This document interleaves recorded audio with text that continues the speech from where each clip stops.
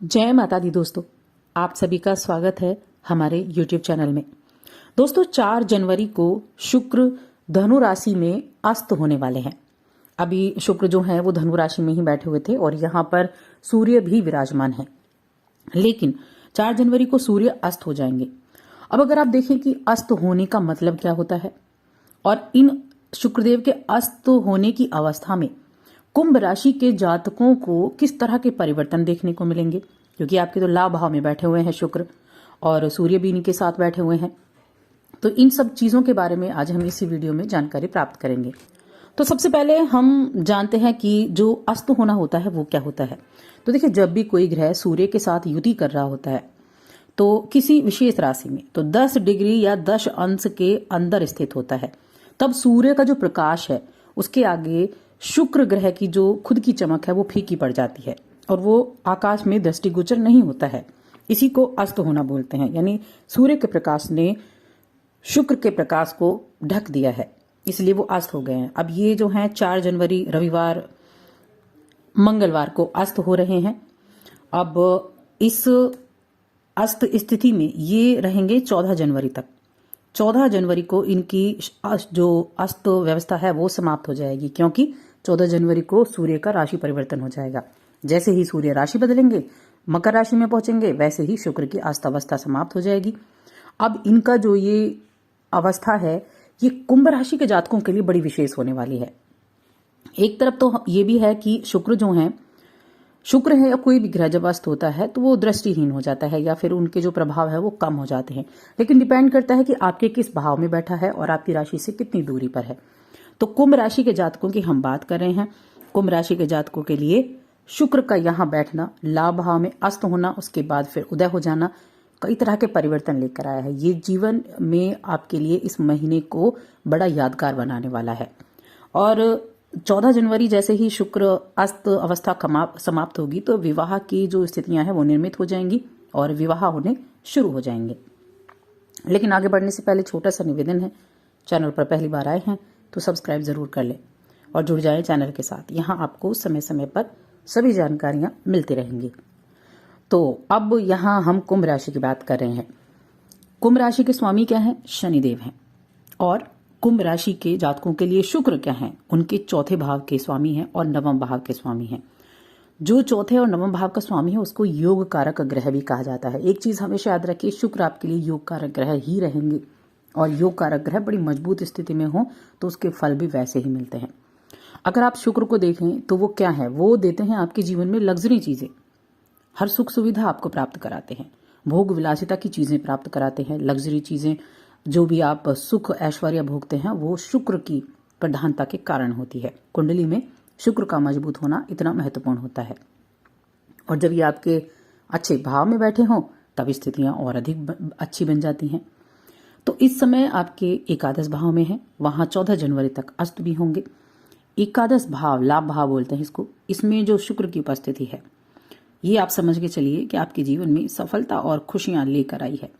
नए साल को कामयाब से भरा हुआ साल आपके लिए बनाने वाले हैं। ये अवधि आपके लिए बहुत ही भाग्यशाली होने के साथ साथ आपके पक्ष में भी रहेगी। धनु राशि में शुक्र 29 जनवरी तक रहेंगे, तो आपके लिए 29 जनवरी का समय तक का समय, पूरा महीना ही कह लीजिए, बहुत भाग्यशाली होने वाला है। हर स्थितियां आपके पक्ष में होने वाली हैं। करियर की बात करते हैं, करियर में कैसी स्थितियां बनने वाली हैं। तो अगर आप नौकरी करते हैं, नौकरी पेशा हैं, तो आपके लिए स्थितियां बहुत अच्छी हैं, खुशी की अनुभूति होगी आपको। लेकिन अगर आप नौकरी ढूंढ रहे हैं तो आपको नौकरी के नए अवसर भी प्राप्त होंगे। ये खुशी आपको मिलेगी और इस खुशी को आप अपने पूरे परिवार के साथ हंसी खुशी से व्यतीत करेंगे।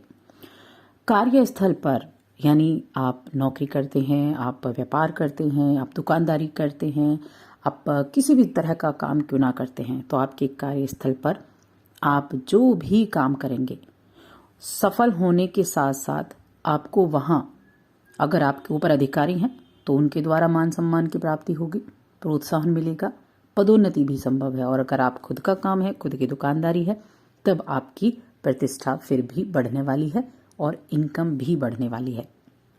व्यवसायियों के लिए आपके परिणाम, आपकी डील्स आपके पक्ष में दिखाई देंगी। आपके लिए उच्च लाभ के योग बन रहे हैं, उच्च लाभ मिलने के। तो कोशिशों को जारी रखें, प्रयासों को जारी रखें, काम की तरफ ज़्यादा ध्यान दें।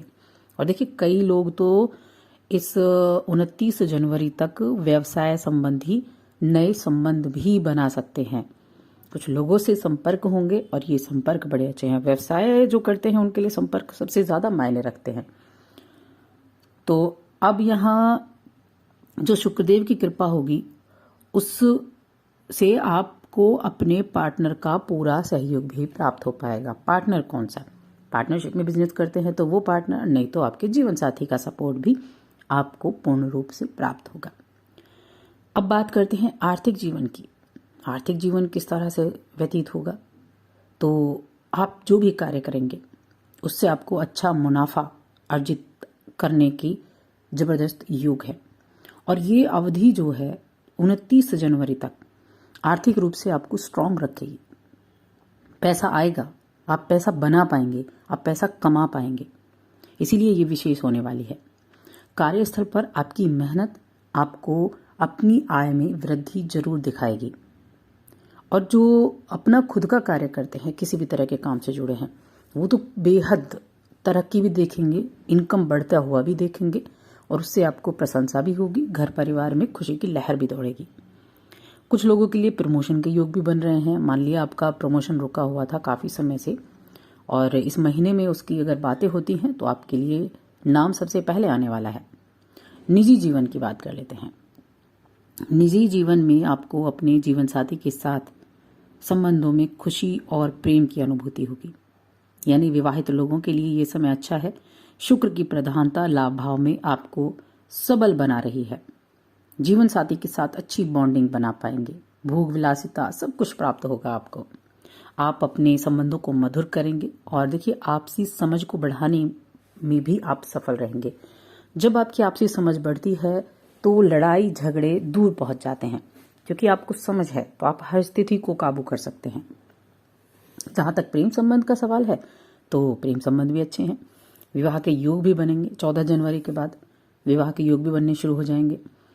अब स्वास्थ्य के लिहाज से देखा जाए तो शुक्र का अस्त होना आपको अच्छी फिटनेस देगा, आपकी ऊर्जा स्तर को बढ़ाएगा, एनर्जी देगा और उसी एनर्जी के साथ आप इस पूरे महीने काम भी करने वाले हैं।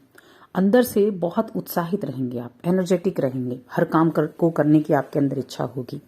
तो इतना कुछ शुक्र आपके लिए देने वाले हैं, तो क्यों ना आप इसका फायदा उठाएं और ज़्यादा मेहनत करें और ज़्यादा साहस दिखाएं कामकाज में। और साथ में माँ जो देवी लक्ष्मी है उनकी पूजा भी करें, क्योंकि शुक्र खुद माँ लक्ष्मी के उपासक हैं। प्रतिदिन उनके समक्ष घी का एक दीपक जलाना शुरू करें, देवी लक्ष्मी की पूजा अर्चना करें। शुक्र का आशीर्वाद आपको वैसे भी प्राप्त हो जाएगा। तो दोस्तों, और अधिक ऐसी जानकारियों के लिए चैनल को सब्सक्राइब कर लें, वीडियो को लाइक और शेयर करना ना भूलें।